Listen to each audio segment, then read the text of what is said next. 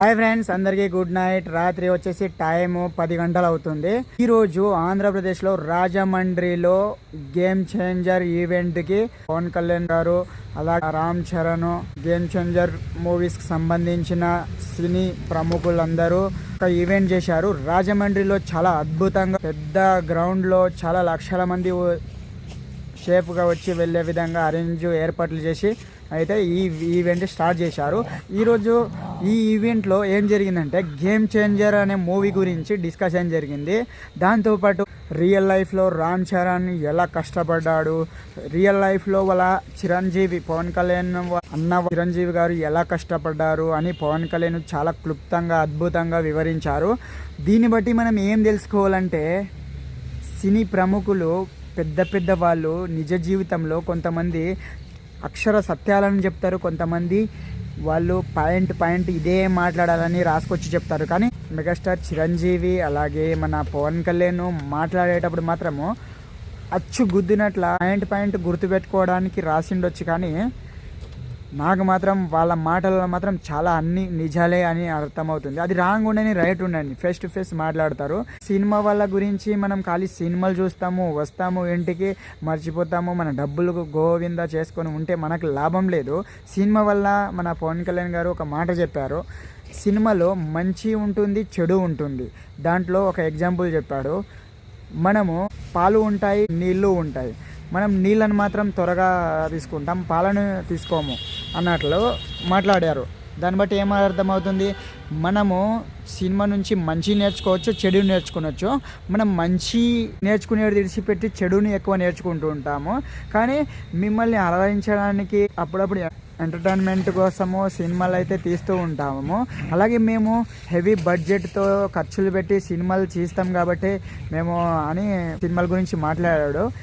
ఏం మాట్లాడిందంటే ఈ విషయం ఎందుకు వచ్చిందంటే చాలామంది రేట్లు ఎందుకు పెరుగుతున్నాయి, సినిమా టికెట్లు రేట్లు ఎందుకు పెంచుతారు అని ఎవరెవరో చాలా మీడియా ఛానల్ వాళ్ళు క్వశ్చన్లు వేస్తూ ఉంటారు కదా. దానికి సమాధానము ఆయన ఎవరు అడగకుండా ఏమేమి చెప్పాలనుకున్నాడో ఈ ఈవెంట్లో అన్నీ చెప్పాడు. ఏం చెప్పాడంటే మేము రేట్లు ఎందుకు పెంచాలంటే అప్పుడు కాలంలో సినిమాలు వేరే, ఇప్పుడు సినిమాలు వేరే. హెవీ బడ్జెట్తో కష్టపడి మేము కోట్లు ఖర్చు పెట్టి చేస్తాము, అందుకే రేట్లు పెంచాల్సి వస్తుంది. అంతే తప్పితే మేము ఫ్రీగా సినిమా వాళ్ళు కష్టపడడం లేదు. దాంతోపాటు 18% ప్రభుత్వంకి GST కూడా కడతామని క్లియర్గా చెప్పాడు మన పవన్ కళ్యాణ్ సారు. అలాగే వచ్చేసి నాకైతే పవన్ కళ్యాణ్ సారు మాట్లాడుతూ రామ్ చరణ్ గురించి చాలా అద్భుతంగా చెప్పాడు, చాలా హ్యాపీగా అనిపించింది. రామ్ చరణ్ని చూస్తే నిజ జీవితంలో చాలా గొప్పవాడు అవుతాడు అనుకుంటున్నాను. ఎందుకంటే నాకంటే మెగాస్టార్ ఫ్యామిలీ చిరంజీవి, పవన్ కళ్యాణ్ అలాగే మన రామ్ చరణ్ గ్లోబల్ స్టార్గా ఎదిగిండు ఆల్రెడీ, చాలా మంచి పేరు సంపాదించిండు. వాళ్ళని చూస్తే చాలా అద్భుతంగా హ్యాపీగా అనిపిస్తుంది. నేను వచ్చేసి మెగా ఫ్యామిలీ అంటే నాకు చాలా ఇష్టం అబ్బా. దాంట్లో ప్రతి ఒక్క సినిమా నేను చూసేవాడిని, కానీ కొన్ని రోజులు గ్యాప్ ఇచ్చాను. కానీ ఇప్పుడు గేమ్ చేంజర్ చూడాలనుకున్నారా, చూడండి, కానీ మీ సేఫ్టీని పాటించుకుంటూ చూడండి. ఫ్యామిలీతోటి ఒకే రోజు వెళ్ళి మనం ఏమీ సంపాదించలేము, మన డబ్బులు గోవింద తప్పితే. అందుకే గేమ్ చేంజర్కు ఫ్యామిలీతో వెళ్ళాలనుకుంటే ఒక 15 days 10 days తర్వాత వెళ్ళండి. లేదంటే క్రౌడ్ ఉన్నారా లేదా అని రాత్రిపూట తక్కువ ఉంటారు. ఏదైనా కానీ సిటీలోనే జరుగుతుంది కదా ఆ మూవీ థియేటరు, రాత్రిపూట క్రౌడ్ తగ్గుంటుంది. ఒక 3 days తర్వాత 1 week తర్వాత చూడండి ఫ్యామిలీతో వెళ్ళాలంటే. అంతే తప్పితే కానీ రిలీజ్కి ఆ అభిమానం జిమీ ఆ అభిమానం ఈ అభిమానం అని కలిసి వెళ్ళి తొక్కిసలాట జరిగి మన ఫ్యామిలీ నుక్సాన్ అయితే మనకి నష్టం. కానీ దీన్ని తిట్టినానని దగ్గరకు వచ్చి తొక్క ఊపుతుంది. ఎందుకు నీకు జగడం చేస్తావు? ఎందుకు జగడలాడతారు మీరు? ఏటు పడుతుంది నీకు? ఎందుకు? వాళ్ళు మాత్రం సినిమాలు తీస్తారు, కష్టపడి డబ్బులు సంపాదించుకుంటారు, పదా అంటారు. మన సేఫ్టీ మనం చూసుకోవాలి. మన డబ్బులు ఖర్చు పెట్టుకొని మన ఫ్యామిలీని దూరం చేసుకోవడం మనకు అవసరమా? అందుకే జాగ్రత్తగా మన సేఫ్టీని చూసుకొని ఎక్కడికైనా వెళ్ళాలి, రావాలి. అంతే తప్పితే సినిమాలు ఏమో దేవుళ్ళు కాదు, వాళ్ళ సంపాదన కోసం వాళ్ళు ఎన్నో యాక్టింగ్ చేస్తారు. మనము పవన్ కళ్యాణ్ నుంచి, చిరంజీవి గారి నుంచి ఏం నేర్చుకోవాలంటే, పవన్ కళ్యాణ్ గారు ఎంత కష్టపడి ఎన్ని మాటలు పడి ఎంత మంది దగ్గర తిట్టిపించుకొని రాజకీయాలకు వచ్చి సినిమాలు వదులుకొని మళ్ళీ కష్టపడి మన ఆంధ్రప్రదేశ్లో డిప్యూటీ సీఎంగా ఎలా అయ్యాడు, అలాగే అంతకన్నా ముందు ఎన్ని అవమానాలు భరించాడు, తర్వాత చంద్రబాబు నాయుడుతో కలిసి కూటమి ప్రభుత్వంని ఏర్పరిచాడు. జనసేన పార్టీ పిఠాపురంలో చాలా అద్భుతంగా గెలిచింది.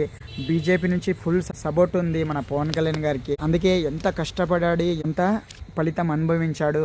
కానీ వాళ్ళ అన్న కొడుకుదే ప్రీ రిలీజ్ ఉంది కదా, వాళ్ళ అబ్బాయే కదా అని క్లుప్తంగా చెప్పిండు. కానీ పవన్ కళ్యాణ్ మాట్లాడే దాంట్లో మాత్రం నేను అనుకుంటుంటే వాళ్ళు డబ్బులు సంపాదించుకోవడానికి ఎన్నో డైలాగులు కొడతారని.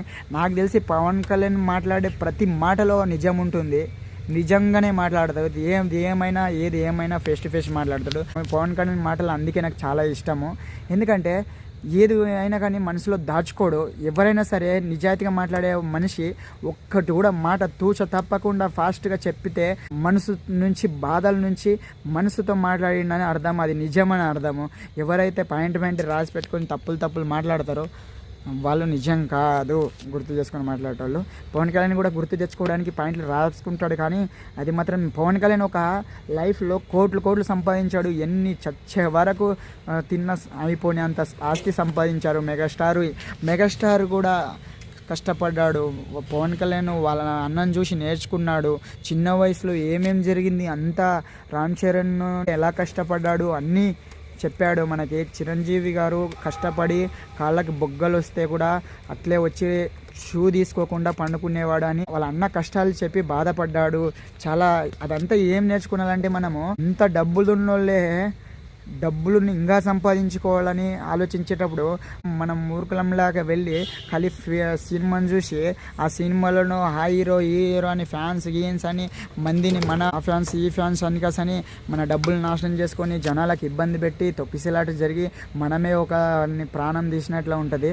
కాబట్టి అలా కాకుండా మనం కూడా మన లైఫ్లో మనం ఏం పని చేస్తున్నాం, చదువుతున్నామా, ఏదైనా జాబ్ చేస్తున్నామా, మనం ఏ విధంగా కష్టపడుతున్నాం, మన లైఫ్లో మనం కూడా అలాంటివి ఉపయోగించుకోవాలి.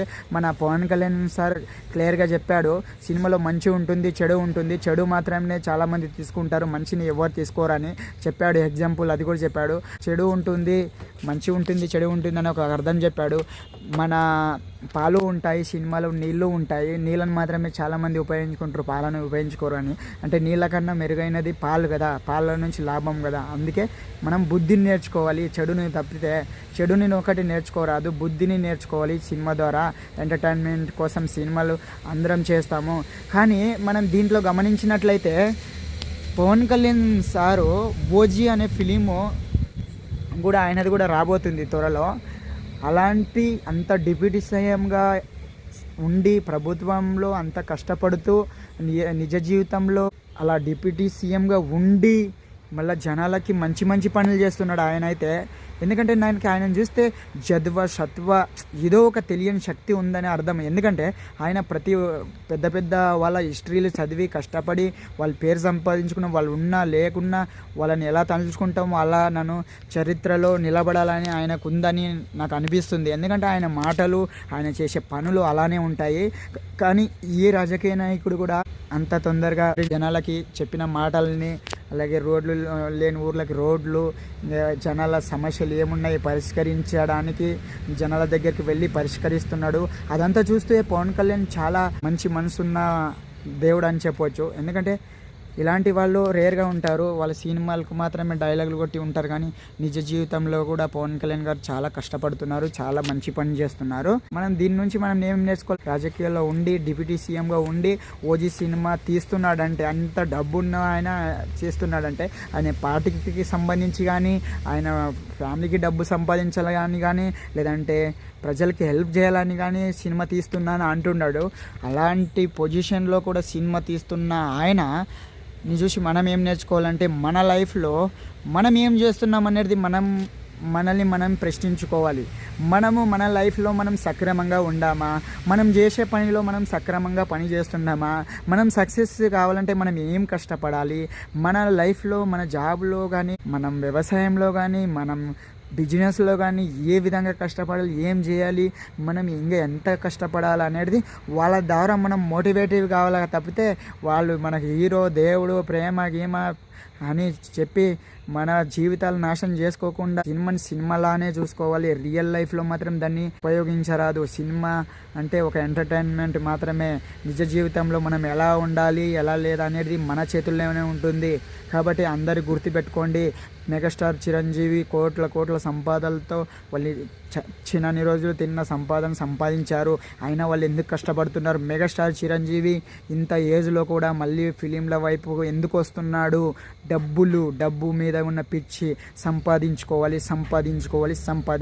బ్రతికినన్ని రోజులు మనం సంపాదించుకుంటే మనము, మన పిల్లలు, మన ఫ్యామిలీ హ్యాపీగా ఉంటుందని ప్రతి ఒక్కరికి ఆశ.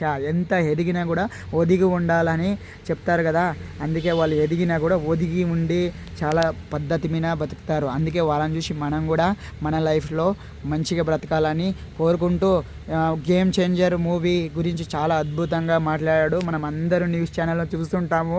న్యూస్ ఛానల్ చూసి చాలామంది వాళ్ళ యూట్యూబ్ ఛానల్లో ఉల్టా పల్టా ఉన్నది లేనట్లు ఉన్నట్లు ఏమో టమ్నెల్లో ఒకటి రాసి లోపల ఒక మ్యాటర్ పెట్టి చెప్తూ ఉంటారు.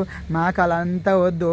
నాకైతే మెయిన్ మంచి పాయింట్లు, మన జీవితంలో మనం ఉపయోగించుకునే పాయింట్లు ఏదైతే ముఖ్యమో దాని గురించి నేను వివరించి చెప్పాలనుకున్నాను. అందుకే ఈ వీడియో చేశాను. దయచేసి గేమ్ చేంజర్ మూవీకి వెళ్తారో ఫ్యామిలీతో మాత్రం వెళ్ళకండి. వెళ్తే రష్ లేని టైంలో తక్కువ మీ షేప్ చూసి తర్వాత ఏ హీరో అయినా ప్రాణం తెస్తే ప్రాణాన్ని తెచ్చేయలేడు. ఎన్ని లక్షలు ఇచ్చినా ఎన్ని కోట్లు ఇచ్చినా మన ప్రాణాలు అయితే రావు కదా, మన ఫ్యామిలీ దుఃఖం అయితే తీర్చలేరు కదా వాళ్ళు హీరోలు. అందుకే మన సేఫ్టీని చూసుకొని మనమైతే సినిమాకి వెళ్ళాలి రావాలి. లేదంటే సినిమాలకి దూరంగా ఉండడమే మంచిది. దానివల్ల మనకి ఏం వచ్చింది లాభం కాదు. కానీ వాళ్ళు చూడండి, పవన్ కళ్యాణ్ సారు ఏం చెప్పాడంటే కోట్ల బడ్జెట్తో సినిమాలు తీసింటాము, అది ఇట్లా ఈవెంట్ల ద్వారా జనాలకు చెప్తే మా వాళ్ళకి డబ్బులు వస్తావని ఆయన చెప్పాడు. వాళ్ళు కష్టపడతారు కదా, కష్టానికి ఫలితం ఉండాలని ఆయన చెప్పాడు తప్పితే. అందుకే చెప్తున్నాను, ఏది ఎవరైనా సరే డబ్బుల కోసమే, ఏ రాజకీయ నాయకుడైనా సరే, సినీ ప్రముఖులైనా సరే డబ్బుల కోసమే నాటకాలు ఆడతారు తప్పితే నిజ జీవితంలో మనకి ఏం లాభం లేదు. కాబట్టి అట్లా పవన్ కళ్యాణ్ మాత్రం నిజ జీవితంలో కూడా కరెక్ట్గా ఉన్నాడు. ఆయన మాట్లాడిన అన్ని మాటల్లో వాస్తవం ఉంది. కానీ మన తెలంగాణ సీఎం గారికి ఒక ఇండైరెక్ట్గా ఒక మాట చెప్పినట్లు అనిపించింది పవన్ కళ్యాణ్ గారు. ఏం చెప్పారంటే రేట్లు పెంచాలి, అలాగే ఏదైనా సమస్య ఉంటే ఫిలిం గురించి ఏ ప్రభుత్వమైనా సరే, తెలుగుదేశం పార్టీ కానీ, జనసేన పార్టీ కానీ, కూటమి బీజేపీ పార్టీ కానీ, ఏదైనా సరే ఒక హీరోలను పిలిపి దండాలు చేయించుకొని మీటింగులు పెట్టడం కరెక్ట్ కాదని ఇండైరెక్ట్గా చెప్పాడు. ఏదైనా ఉంటే మాట్లాడుకోవాలంటే సినీ తరపున యూనియన్, సినీ ప్రముఖుల, నిర్మాతలు, దర్శకులు వాళ్ళ టీంని పిలిపించి మాట్లాడడం మంచిది, కానీ హీరోలను పిలిపించి దండాలు పెట్టించుకోవడం న్యాయం కాదని చెప్పాడు. దాని ద్వారా నాకు అర్థమైంది ఏమంటే, మన సీఎం రేవంత్ సారు రీసెంట్గా మన మన అల్లు అర్జున్ విషయంలో సినీ ప్రముఖులను కొంతమంది హీరోలను పిలిపించాడు. నాగార్జున, వెంకటేష్, అలాగే కొంతమందిని హీరోలను పిలిపించాడు కదా. దాన్ని బట్టి ఈ విషయం అన్నాడని అనిపించింది. ఏదేమైనా పవన్ కళ్యాణ్ మాట్లాడిన దాంట్లో కొంచెం వాస్తవాలు అయితే ఉన్నాయి. ఎందుకంటే వాళ్ళు కూడా ఫిలింలు తీస్తారు, 18% GST కడతారు. దీనివల్ల ప్రభుత్వానికి లాభమే, రాజకీయ నాయకులకి లాభమే, కానీ మనకు వచ్చింది ఏం లాభం లేదు. మన జోబిలో డబ్బులు ఖర్చు అయ్యే తప్పితే. అందుకే మనం తెలుసుకొని మనం ఏ సినిమాకి ఎంత డబ్బు ఖర్చు పెట్టాలి, చూడాలా లేదా, చూస్తే ఎప్పుడు చూడాలి, ఫ్యామిలీతో చూడాలా, ఒక్కరు చూడాలా, చూడకపోతే ఏమవుతుంది, 2 months 3 months తర్వాత ఏదో ఒక ఫెస్టివల్కి టీవీలో వేసేస్తారు. అది బ్రిలియంట్లో అలా చేస్తారు. ఇంకా ఏం చేయాలేమో, ఎంటర్టైన్మెంట్కి చూడాలి సినిమాలంటే చూడాలి, కానీ ఫ్యామిలీతో వెళ్తే మాత్రం గ్యాప్ ఇచ్చి వెళ్ళడం బెస్ట్, క్రౌడ్ చూసుకొని వెళ్ళడం బెస్ట్. మన ఫ్యామిలీ సేఫ్టీ మన చేతుల్లోనే ఉంటుంది. ఇంకా ఈ చిన్న విషయం, పవన్ కళ్యాణ్ చాలా కష్టపడి పైనకి వచ్చాడు. ఇంకా త్వరలో అతి మంచి పనులు చేస్తాడని నాకు అనిపిస్తుంది. ఆయన చూస్తే చాలా మోటివేటివ్ అనిపిస్తుంది. చాలా మంచి మాట్లాడతాడు. అబద్ధాలు అయితే మాట్లాడాలనిపిస్తుంది. ఎందుకంటే ఆయన ఏం మాట్లాడినా ముక్కుసూటిగా మాట్లాడతాడు, ఎవరికి బెదరడు, కరెక్ట్గా మాట్లాడతాడు. అదే నాకు నచ్చింది. అందుకే నాకు పవన్ కళ్యాణ్ అంటే ఇష్టము. పవన్ కళ్యాణ్ ఇష్టము, చిరంజీవి మాటలంటే ఇష్టము, రామ్ చరణ్ మాటలంటే ఇష్టము, పెద్ద పెద్ద డైరెక్టర్ల మాటలంటే ఇష్టము, రాజమౌళి, పూరి జగన్నాథ్, చాలామంది పెద్ద పెద్ద వాళ్ళు అనుభవంతో, మన నాగార్జున సారు అనుభవంతో చాలామంది వాళ్ళ కష్టాలను చెబుతూ ఉంటారు. వాళ్ళ ద్వారా మనం నేర్చుకోవాలి, తప్పితే దానిని దుర్వినియోగం చేసుకోరాదు. అందుకే చెప్తున్నా, ఆ ఫ్యాను, ఆ హీరో, ఈ హీరో అని మన ప్రాణాలను తెగించి వాళ్ళ కోసం కష్టపడడం కాదు. మన జీవితంలో మనం సక్సెస్ కావాలంటే ఏ విధంగా మనం కష్టపడాలి, ఎలా ఉండాలి, ఎలా బ్రతకాలి, ఎలా డబ్బులను సేవ్ చేసుకోవాలి, ఎలా డబ్బులను సంపాదించాలి, అది మన ఫ్యామిలీని ఎలా జాగ్రత్త పెట్టుకోవాలి, దాంట్లో మనం హుషారుగా ఉండాలి, తప్పితే ఈ సినిమాల పిచ్చి వల్ల కాదు. ఈ game changer pre release show రాజమండ్రిలో జరిగింది, అందరికి తెలిసిన విషయమే. కానీ కొంతమంది సోషల్ మీడియాలో లేనిది ఉన్నట్లు, ఉన్నది లేనట్లు ఉల్టా పల్టా టైటిల్ పెట్టి రాసి, అలా జరిగింది, ఇలా మాట్లాడాడు, రామ్ చరణ్ ఇలా మాట్లాడు, పవన్ కళ్యాణ్ ఇలా మాట్లాడు, ఉల్టా పల్టా రాసి వ్యూస్ కోసము జనాలకు పిచ్చి లేపుతూ ఉంటారు. పైన పెట్టేది ఒకటి, లోపల మ్యాటర్ ఉండేది ఒకటి. అందుకే నాకు తెలిసిన, నేను విన్న పవన్ కళ్యాణ్ మాటలు నాకు తెలిసిన నిజాయితీగా ఆయన మాట్లాడిన మాటలని నేను మీ దగ్గర షేర్ చేసుకున్నాను. నా ఛానల్లో ఏమంటే నిజం చూపించడమే, నిజాయితీగా మాట్లాడడమే నా ఛానల్. అందుకే మీ దగ్గర షేర్ చేసుకోవాలనిపించింది. అయ్యో ఈ వీడియో మీకు నచ్చితే దయచేసి లైక్ చేయండి, షేర్ చేయండి, సబ్స్క్రైబ్ చేయండి. అలాగే మరొక కొత్త వీడియోలో కలుద్దాం. అంతవరకు బాయ్ బాయ్, గుడ్ నైట్.